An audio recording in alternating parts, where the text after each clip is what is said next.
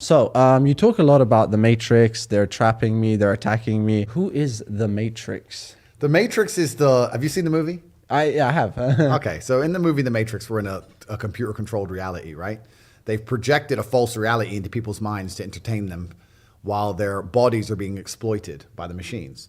And it's very similar here in the real world. You are inside of a reality which is false. It doesn't necessarily have to be computer-controlled, but it's certainly media influenced. But who controls it?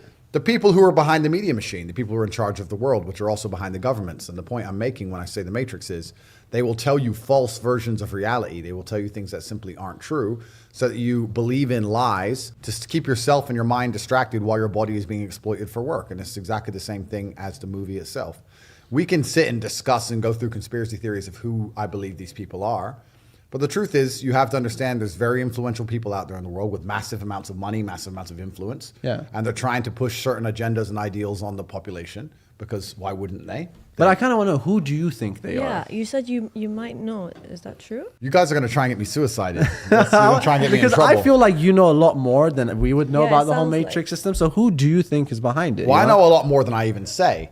But let me give you a simple example of it, right? So if you have a company, you have a podcasting business, let's say. Okay. If you hire a member of staff who doesn't agree with you and doesn't do as you say and doesn't listen to you, you're going to fire him. Yeah. Right? You're going to want people to listen to you because you're in charge and you have influence. So if there's people who print money and they're literally in charge of banks and in charge of governments and they own the world, Yeah. whatever they believe, whatever their influence, whatever their worldview is, they want to purport that and propagate that on the population, on the planet. And that's what happens where we have these ideas which are very heavily defended, and certain ideas which are not allowed to be discussed, and a false reality which exists in which conversations cannot be open, dialect cannot be open, certain things must be accepted as fact, certain things can't be discussed at all. And this all comes from the top. This is not an accident. This comes from very powerful people trying to push a worldview on the populace. Do you think Bill Gates is part of the Matrix? I think that Bill Gates is an extremely rich, influential person who certainly has had a role to play in certain agendas across the last few years. Yeah.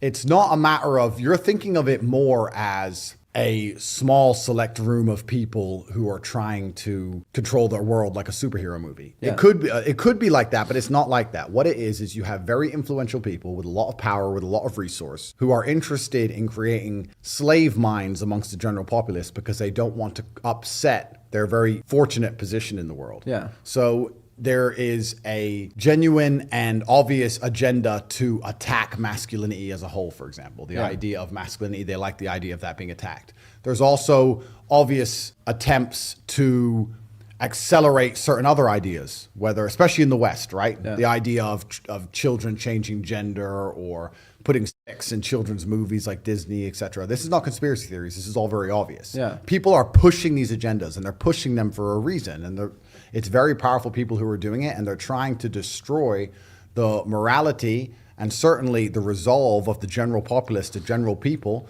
because they want to keep their very fortunate positions. And that's what's happening. So, like, these people, are they like public figures or they're pretty low key people?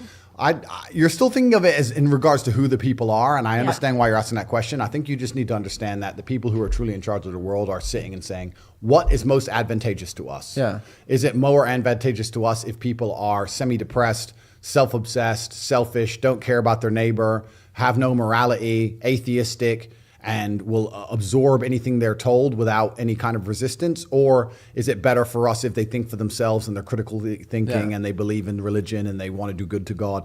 And the truth is, in the West at least, it's the first answer to the things they're interested in. And I don't think these people are publicly known. I don't think they're well known, no. I think there's families that have been in charge of the world for a very long time. And they put like faces up front so they don't Puppets. They put puppets in front completely. And these people are beyond money. Like even during the coronavirus pandemic, a lot of people were saying, oh, I agree, Andrew, it's all a scam. They're doing it for money. And I said, no, that's a very optimistic way to look at the world. They're not doing it for money. These people are beyond money. They have enough money. They print money. They don't care about money. It's about power. It's about control. It's about influence. And it's about having enough people do as you say regardless. And it's an interesting time of humanity we're living in because now we have the internet. And there's supposed to be free speech, but there's certainly more free information. And I feel like a lot of people's minds are slowly waking up to the fact that a lot of the things you're told on the traditional news is a lie. The traditional media machine is nothing but a propaganda machine. And they're trying very hard to still keep control over us and keep influence over us. And they're doing that by especially with the way societies work, especially with the way relationships work, with the way the children go to school. Certain things they're keeping a very tight grip on because they know it's very important for their power and their propaganda.